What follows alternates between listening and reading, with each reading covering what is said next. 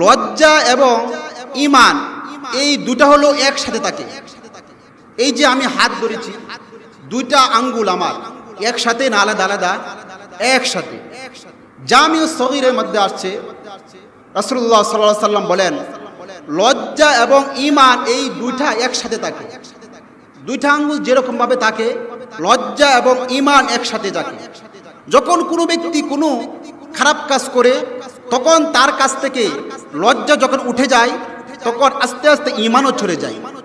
যখন তার কাছ থেকে ঈমান চলে যায়, তখন তার কাছ থেকে লজ্জাও চলে যায়। যখন তার কাছে ঈমান চলে আসে, আস্তে আস্তে তার কাছে লজ্জাও চলে আসে। যখন তার কাছে লজ্জা চলে আসে, আস্তে আস্তে ওই ব্যক্তির কাছে পরিপূর্ণ ঈমান চলে আসে। সুবহানাল্লাহ।